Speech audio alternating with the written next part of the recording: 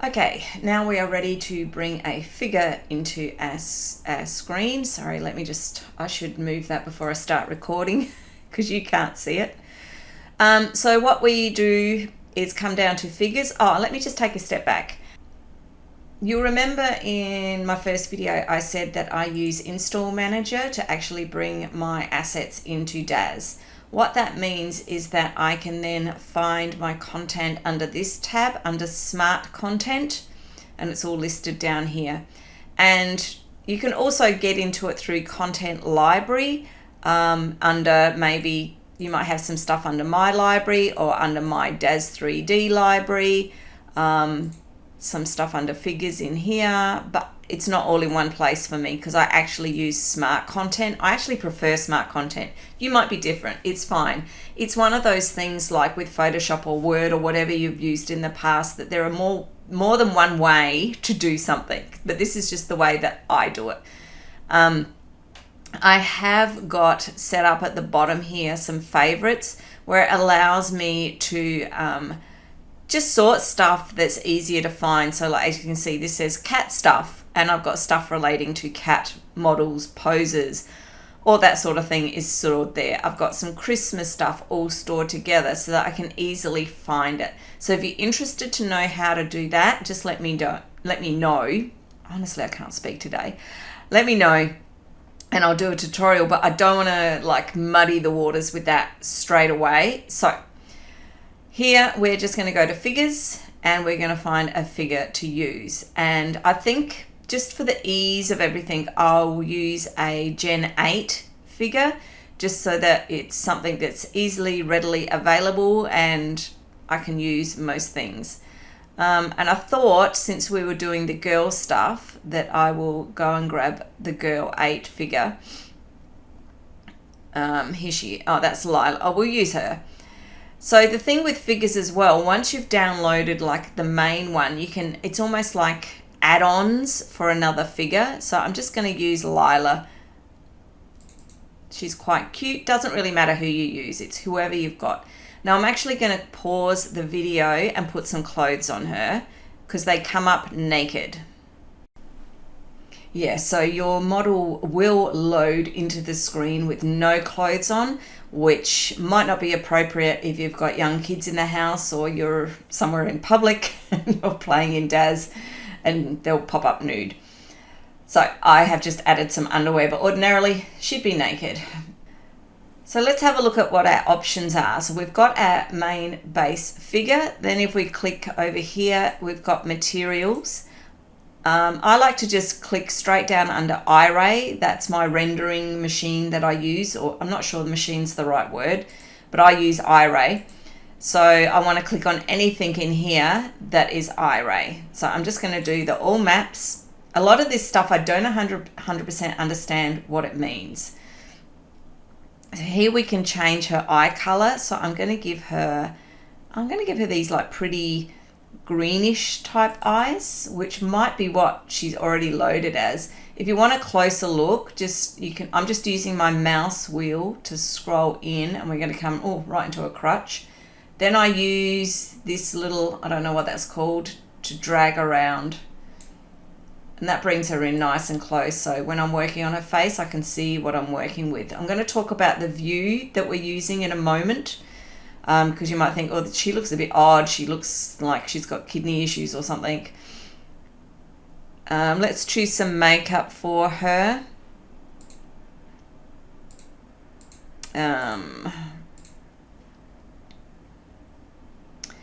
It comes up with RSL, which I think is a different rendering thing. So I always just choose MDL versions. So I'm just going to choose, that's a pretty color. She's got lovely long eyelashes. You can see that she's kind of a bit dollified because that's the style that I go for. And she's got some eyeliner, so I'm going to pop that on. Eyeliner can make your whole system freeze up for a bit because it's an L-I-E.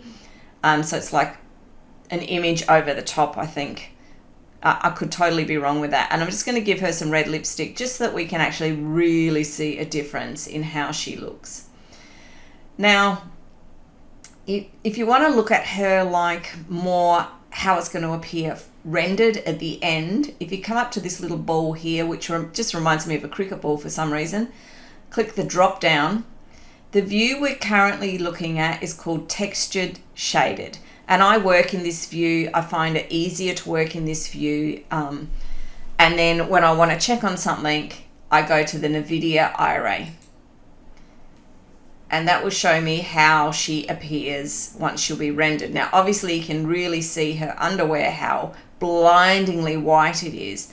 That's because I've got no material or no color attached to it, but I'm going to remove that later once I put clothes on her, so I'm not too worried about that. What I'm really looking at right now is her face, and just pay attention. You can see the lighting is all coming from the right hand side, and so this side of her face is in shadow. We're going to fix that up before we render. I'm not worried about that right now. I work on getting my model in. I work on like getting her face how I want it. Then it's either adding clothes or adding hair. Then I pose. Then we start looking at what to render. So those are the steps that I go through. So I don't work constantly in iRay view because it slows your machine down. And if you do little things like this, move backwards and forwards, see how it pixelates? And it can be hard to see. So I'm just going to click on the little arrow and come back down to texture shaded. So that gives me a good enough view, and I'm just dragging her up, that I can work with her. This little one with the ball and the arrow is like a perspective thing where I can just hold it down, and I don't want to make you feel too sick or dizzy. So I can just wriggle my way around here and get a really good 3D view. But I like to start here, and I use the lines just basically like that's almost my standard, where that lines up with her shoulders is how I render most of my models. I don't use any of this stuff unless I'm wanting to, you know, remove nails or navels or nipples or something, which doesn't really affect what I choose to do in DAZ, but feel free to have a play. Now, something that you might not have access to, and it's hard for me to tell because I have a ton of what's called morphs and different tools that I've downloaded over the years that allow me to manipulate her body. So if you're just starting with DAZ, you may or may not have this, but something that I like to do is if I turn side on, you can just see how busty these DAZ models are, and I don't like the big busty models. So what I'm going to do, under the parameters tab over here, I highlight Lila, but then go down to actor, click the little arrow, and if I go to chest, it's going to show me what morphs I have installed. So if this is empty for you, then you can't change anything about her breast shape. But I'm just going to scroll down a little bit, and where it says breast small, I'm just actually going to pump that up, and you can see how the effect was having on the clothing. But once I let that go, see how it's sort of like bleeding into her skin, but then it will like refit itself. I can go all the way. That's given her a small chest, but she's still like pretty big chest as well, but just much better because this particular model, she's designed to have really big boobs. So I'm just changing it. You can do that with any body part. If you wanted to have really big hips, really big thighs, or really skinny little legs or whatever, you can basically do what you want depending on what tools, what morphs you have installed. Same with a face and head, you can really go to town. But I like to use a lot of things just straight out of the gate with minimal mixing and matching and morphing and stuff. So next up, let's put some real clothes on her. So come down here to wardrobe, and we can just, it's whatever you've purchased. So let me try and think. I don't like to have anything too sexy on my models because I do like the cozy mystery covers. This seems like a good one. I don't think this is D-Force, which is good. So what I'm going to do, I don't want the cardigan, so I'm just going to put her in the pants and this top. So make sure you are on your model over in the scene tab or the scene pane over here. So if you're not on your model like this, then these clothes could go anywhere. We need the clothes to attach to the model. So I'm just going to highlight Layla and double click on the pants. Beautiful, they've gone on lovely. And same thing, double click on the cardigan or the suit or whatever that was called. That's really nice. Now you can see I've got bleed through from the underwear, but if I click on this little arrow, this shows you where everything is. So I'm going to get rid of the bra now and the panties, and that will stop that from bleeding through. So quite happy with that. This does not come with shoes, but let's check our materials. Oh, we can choose different colors, which is cool. So these are the materials and our options that we have. So I might give her red pants and a black shirt. So highlight the pants and click on the materials, and that will change them. And then highlight the vest and make it black, just for an example. So now we want to see how that looks in real life. We can go to the NVIDIA iRay. Might decide that we don't like those red pants, so I think I'm going to take the pants back to blue. I can do it while I'm still here. Might even do black. Might do it the opposite way around and do a red top. I like that better. Now what you can see here, and this is an ongoing problem with Daz, is it like shrink wraps. The top will shrink wrap around their boobs and just give you this really like unnatural, unflattering look. It is really difficult to get clothing that does not do this. I think there are some tools that you can get that help with it, but it's really, really difficult to get rid of it. And what I would try and do in that case is actually choose a different style top. Let me see if I can find one for you that doesn't do that, because that won't render nicely. So I'm just going to put it back on texture shaded, and from memory, let me see. I have a couple of Old Faithfuls that I like to use that have rendered nicely. I think this one. I think this shirt is good. So because I've already deleted her bra, I don't want to remove this top first. So I'm just going to put this over the top. So I'm going to have her shirt tucked in. Then I'm actually going to come and delete that vest. And that gives us a better look. Now we can see here with the pants where that shirt's meant to be tucked in. It's doing something a little funny. So what I'm doing down here under the parameters, I'm highlighting Daisy, and I'm just seeing if there are any options for me to make any changes, which there isn't. So what I might do is do the untucked version. That's looking a bit better. Let me just see what options we have. Oops, it's not on her. Make sure you're on the shirt. And sometimes it gives you, here we go. So where it says over shorts, I can actually drag this up, and if you look, I'll zoom in post editing and you can see that it gets really big. So if it's sort of blending in with the pants too much, you can just make sure that that's sitting on top. And if I just swing it around, it gives a much better bust alignment. So I'm quite happy with that. And for the purposes of today, we're just going to leave it at that. And I might even put on these shoes because they're here. So make sure my model is selected, double click the shoes, and they should be on her feet.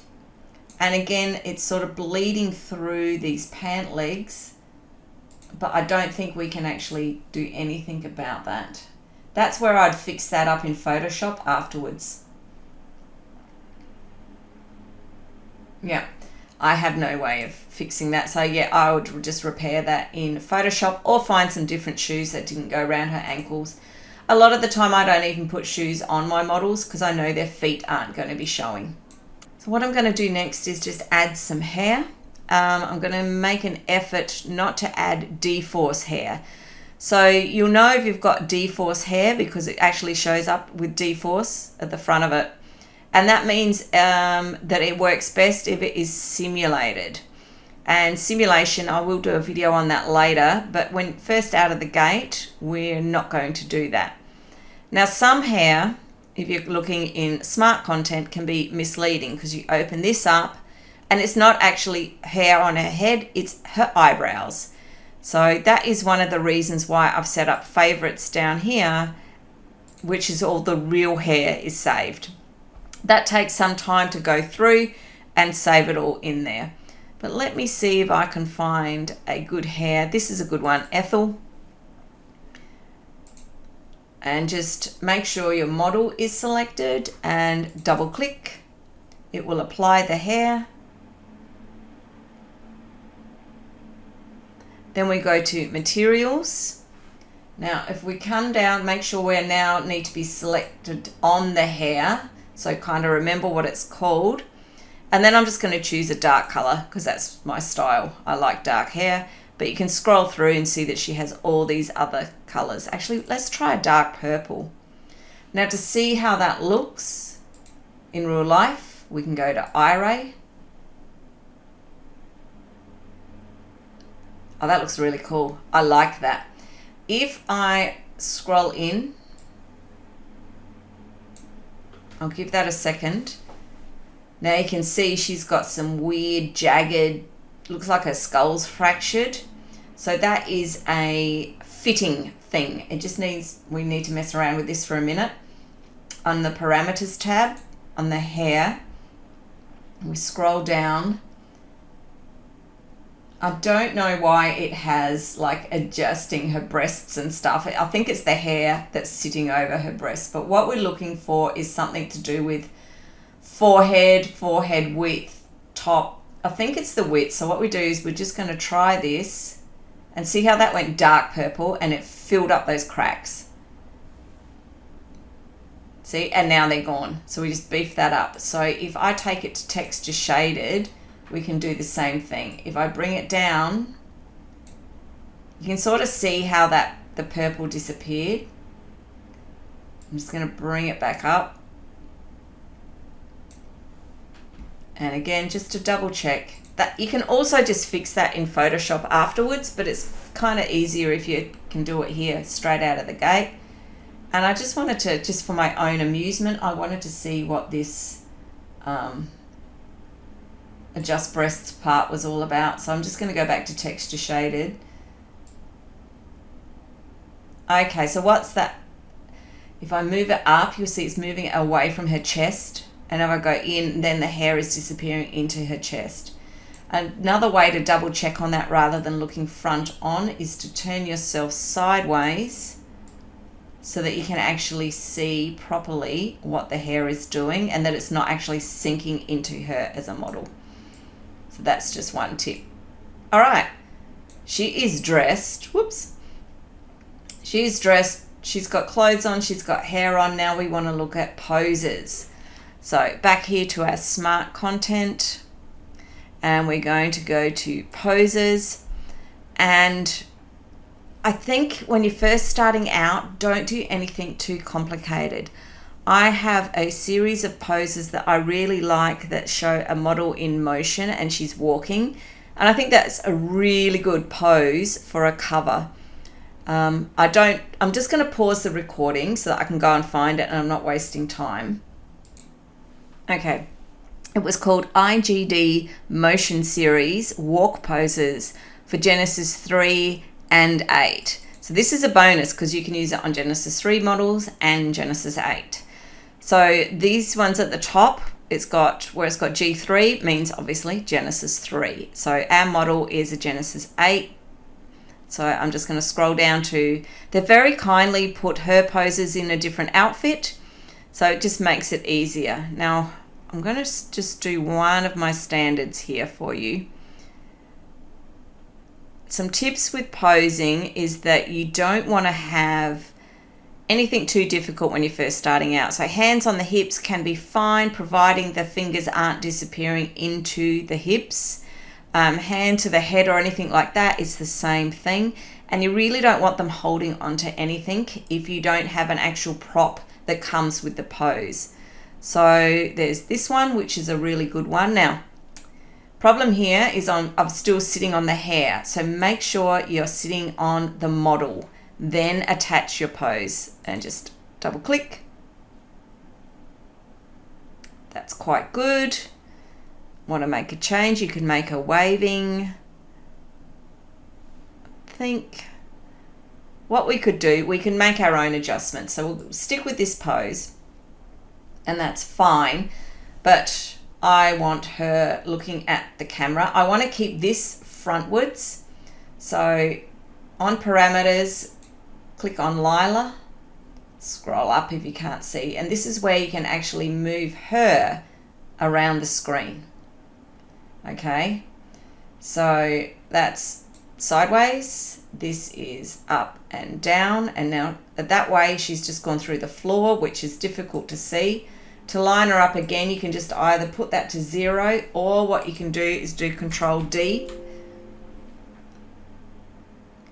Okay, and you can see here it's come up with an error message because she's not highlighted. I need to highlight her. And now that's put her feet on the floor, apparently. Though she's sitting above the floor there, so I'm really not sure what that's about. Maybe that's not working as it should. Let me just... it's not taking her shoes into allowance.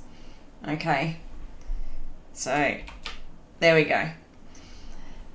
This one will bring her further back or further forward in the scene. So just recentering myself. Now this one will lean her over, and I don't want to do that, so I'm putting that back to 0. I'm trying to find one. There we go. I just wanted to turn her a little bit, but I still wanted to stay front on myself. And maybe I want this arm to swing out further. So you see when you click on any body part, it will highlight it over here. And then you can bend it and you can twist it and you can do different things. So this is how you can make magic. Put that up like that. Maybe this arm, we want to twist it out and she could have magic. That simple. She'll be holding a magic ball up here. Quite happy with that. But she's not looking at us, but I want to keep this perspective. So if I just click on her head and I can bend her head up and twist it, and now she's looking at us. Side by side is just doing it at an angle. However you want to do it. This is just really basic. We could be here all day playing with these, but I'm doing this very quick and dirty. Her shoe and foot doesn't look quite right now. I'm not going to worry about that because it doesn't even turn up in my finished render, and we put magic and stuff along the bottom. So I'm quite happy with that. At this point, and probably even before we got to this point, I'd recommend that you save it. So File, Save as Scene. I'm just going to call it Daz Tutorial. Remember where you save it. I save all my stuff in its own file so I can easily find it. Now, here comes the trick before we render, because we've already set up our render settings. But what we want to do was the lighting. So if we go to Environment, and we've got the draw ground on and the draw dome off. What I want to do is turn on the video iRay. And this is so that I can see where the shadows are falling. Because remember in the other video, the light was coming from the left. And yeah, her feet kind of look like she's on the ground, but I'm not too worried about that. The reason I want to do this is the dome rotation. So click and drag and sort of watch the shadow move. So if I let go, the lights come a little bit further over and it's coming at an angle. And with her shadow sort of straight behind her, the light is now full on from the front. She's got no shadowing. This is how I render most of my models, and I add any shadowing in Photoshop afterwards. It's like a post-processing thing. Looking at this now, I'm not loving the color of her pants, but I'm not going to go back and change it. That's something that we can do later. I'm happy with that. But we didn't touch on expressions. So what I'm going to do is scroll right into her face again. And if we go back to smart content and poses, there's one in here for expressions. And I've downloaded a lot of expression packs as well. But the thing with expressions for DAS models is they can be really fake looking. This is one of my favorites. It's called IG Sweet and Sassy Expressions for Genesis 8 females. I use it a lot. What I tend to do is make sure your model is highlighted again. And you can actually click on any of these. So let's do this one. See how she looks really weird? And that's making the hair pull through on her forehead again. I'm just going to undo. I like to undo between loading expressions, because if you load an expression on top of an expression, sometimes things go really, really weird. This Sassy Fresh one I like. Just gives her a bit of a smirk. And her eyes we can leave as that, or what we can do is go to by region, partial body, head, eyes, and zero them out. And that brings her eyes back to normal. And we see we've still got an issue with this hair. So I'm just going to go back to the hair, make sure I'm on the hair, and we're just going to adjust that a bit more, because as we've played with the expressions, it's just changed things on her forehead. Still a little something going on there, which I'm going to have to...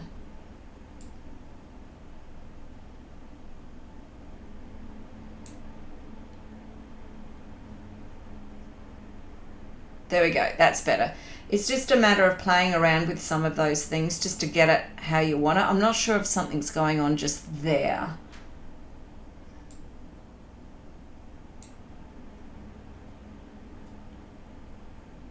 Yep, I think I've got it all. If you can't get it all in these settings, then you can always just fix that in Photoshop afterwards. Okay, I am happy with that. Now what I'm going to do is go back to texture shaded. I'm just going to line up my screen how I want it, how I want to do my final render. I want to get all of her in. I still want to be on the front, so click on front. Yeah, this foot's weird. Something's going on with that. Let me just... Bit better. Anyway.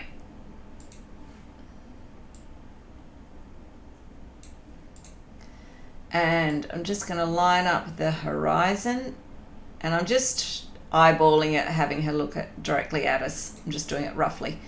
What you can do at this stage is obviously save it, but also add in a camera. And that will basically give you, after all that fiddling, it'll allow you to come back to this same position. To do that, just click on the camera right here, create a new camera. And then we want to copy the active perspective view, which is perspectives up here, and do accept. And you'll see these lines come in, but you can just turn those off. The camera will stay there. Now, if we do something like this, to get it back to how we wanted it, just go to camera and it will bring that in. And we are ready to render. I'm really happy with that. So I'm just going to go to render. Happy with all of that. All I'm going to do now, because we've already set this up in the template, is click on render. Just drag this over a little bit. This shows you how long it's taking, and this gives the preview. So we can see we do have the transparent background. I've got a little bit of an issue with her forehead, but I can fix that up post-production. Happy with that. You can see that the pants aren't fitting correctly, but again, I can fix that up in Photoshop. And the shoes have gone weird. And in real life, I'd probably take these shoes off or choose different shoes. Leave her barefoot, put boots on her, whatever. But you can see this is rendering really fast, but I do have a good big machine for rendering. I'm going to pause the video and we'll come back when it's finished. And it's all done. Now, I'm not sure how well you can see this, but I can see I've got a really big monitor and there's some white spots coming through here, and here it's because this part here is because she's got glitter eyeshadow on. So ordinarily what I would do is actually go back and put different makeup on her. And this is probably a quality issue, the few little spots on her nose. I'm not talking about her freckles. There's just some little dots, white dots. I would up the rendering quality, but I'm not going to do it for the purposes of this exercise. And I might, spend time fiddling around with a few other things. But all in all, that came out fine, and we can fix all of those things in Photoshop. So I'm just going to quickly save her. You can choose to save things in different places. It doesn't have to be with all your other DAZ files. You can save it wherever you want.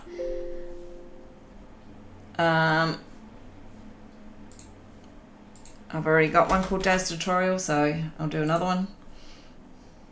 Give it a new name.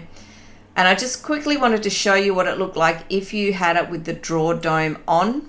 We're just going to do the same thing. I won't render all the way, but I'll just wanted to show you what it looked like.